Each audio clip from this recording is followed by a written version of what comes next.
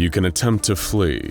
You can try your best to hide. You might even valiantly try to fight back. But when the bloody dawn of the Scarlet King finally stretches across the multiverse's collective horizon, there will be almost nothing that we can do. Every sadistic monster, every world-ending horror, every dimension-transcending malicious reality warper, none of them even begin to approach the danger and pure undiluted evil of the Crimson Khan himself. We've covered this horrific eldritch entity in several videos before, from his SCP-001 proposal to the potential SCP identities of his hellish spawn, to the earthly vectors of those children, the horrifying SCP-231. But today we're not interested in once again going over how the SCP Foundation feels about their greatest enemy. That's only one side of the story. Today, we're going to explore the origins of the Scarlet King through the cold, dark eyes of a very different source, his very first earthly worshippers.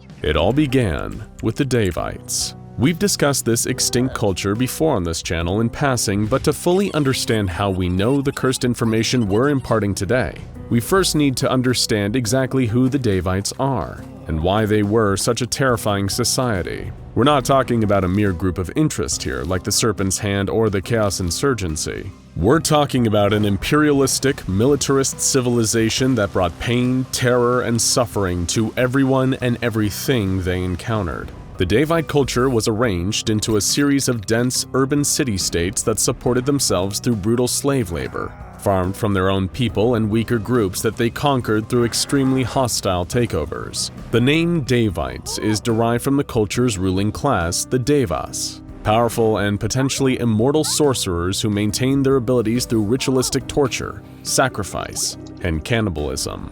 Much of what we know about these monsters is derived from a cursed book titled A Chronicle of the Devas, designated by the Foundation as SCP-140, an incomplete chronicle. Much like its subjects, the book is bloodthirsty. Ink or human blood spilled around the book will be stolen and incorporated into text on its sordid pages. That would be ominous enough, but it gets much worse. As editions of the book are revised through these sanguine updates, the book literally revises the history of the real world, moving the extinction date of the Daevites just that much closer. The book is one of the Foundation's most closely guarded anomalies because if enough revisions are made that the Daevite culture enters recent history, or even worse, the present day, it would mean the end of the world as we know it. In all likelihood, the lucky ones among us would be killed or written out of history immediately. The rest would become slaves to the Devas, or become victims to their occult bloodlust. After finding out all this about these horrifying people, it really shouldn't come as a surprise to you that they're some of the first recorded worshippers of the Scarlet King in our dimension. You'd have trouble finding a more perfect representation of the King's philosophy around pain, cruelty, subjugation, and a world ruled by primitive violence. That brings us to what we can learn about the king himself from artifacts left behind by his first and most ardent followers. A collection of tablets that act as a kind of sacred, holy creation myth for the Scarlet King and his gruesome pantheon was discovered at a Foundation-sponsored Daevite dig site, and using other Daevite sources, these tablets were translated into a harrowing account known only as Dust and Blood. Between the darkness below and the darkness above, at the beginning of all things, the tree of life was planted. This was the moment when all things across the multiverse were given form. Life and death began, expansion and entropy, order and chaos. And out of all of that, a caste of elder gods were also born into the vast and quivering dark. Many of their names have been lost to the pages of history, but one that was not was a being known only as Kaharak. Kaharak was born into humble beginnings. He and his forgotten siblings roiled in the abyss, the only thing separating him from everything else being the very awareness that he was struck down in the abyss. He was both blessed and cursed with self-awareness in a void filled with ignorant darkness. He felt the sting of loneliness, pain, and resentment. And if existence was such pain, what was the point of existing at all? In fact, what was the point of anyone or anything existing if they were all just doomed to this dull suffering?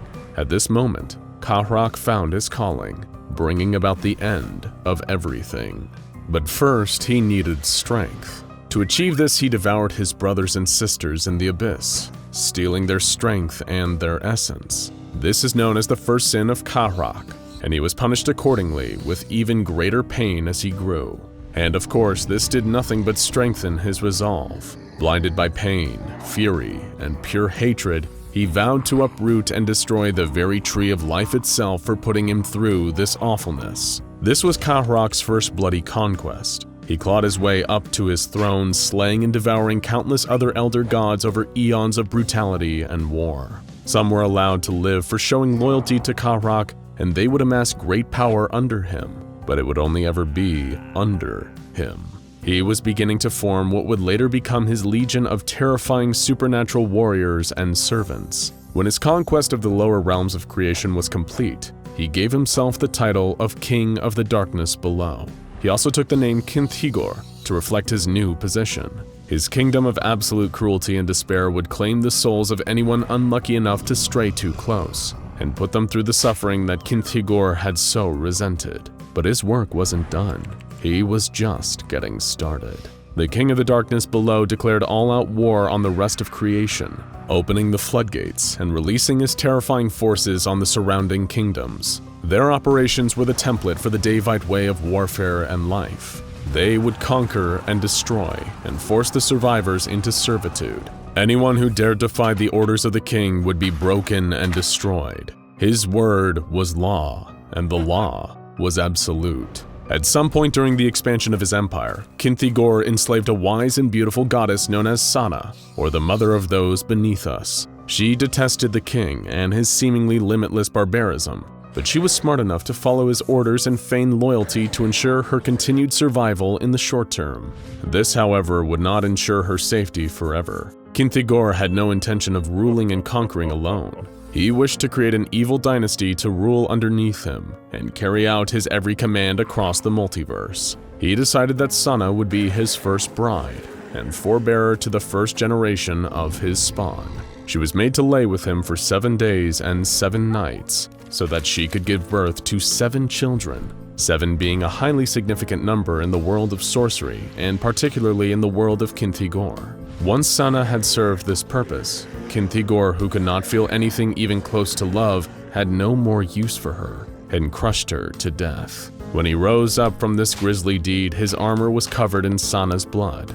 This striking image inspired his final name, Shormash Urdal, the Scarlet King.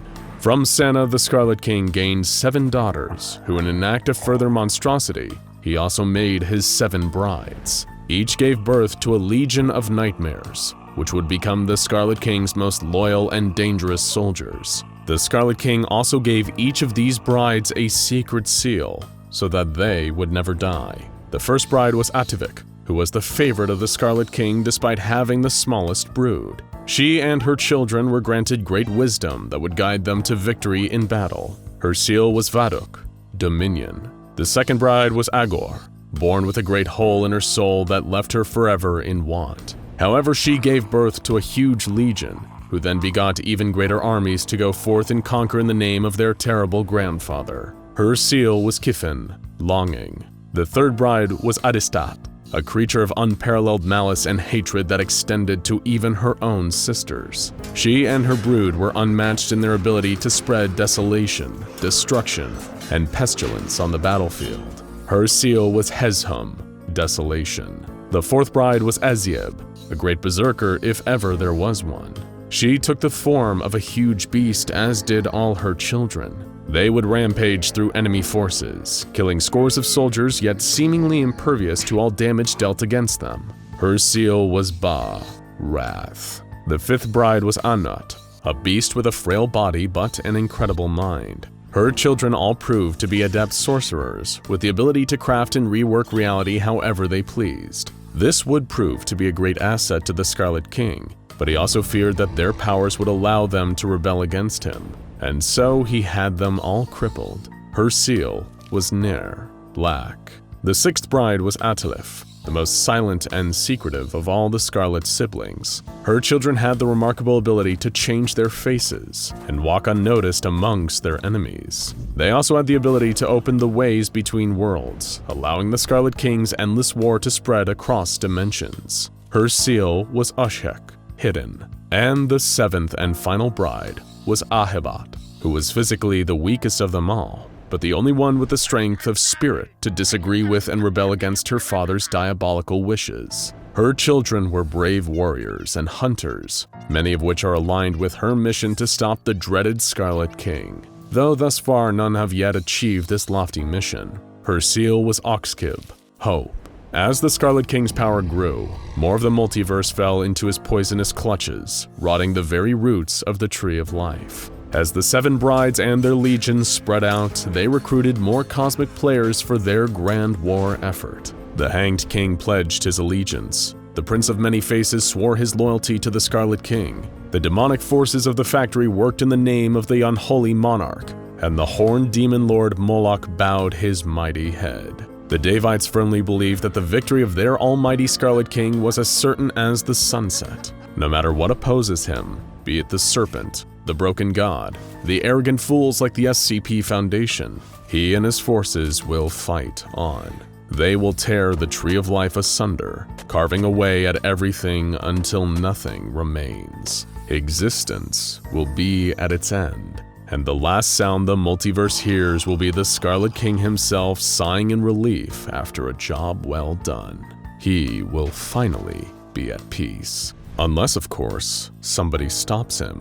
If the best minds the Foundation has to offer, with all of its resources and knowledge and connections, are able to create some kind of weapon or shield against him. If SCP-999 truly is the child of Ahibat, prophesies to bring about the end of the Scarlet King's terrible conquest, if there is some unknown solution waiting out there in the dark, we may finally be able to stop this rampaging Elder God from destroying all we hold dear. But those are all very big ifs. Now go check out SCP-001 The Scarlet King, and Children of SCP-001 The Scarlet King is SCP-999 really his son for more on the endless disturbing mystery of the Scarlet King.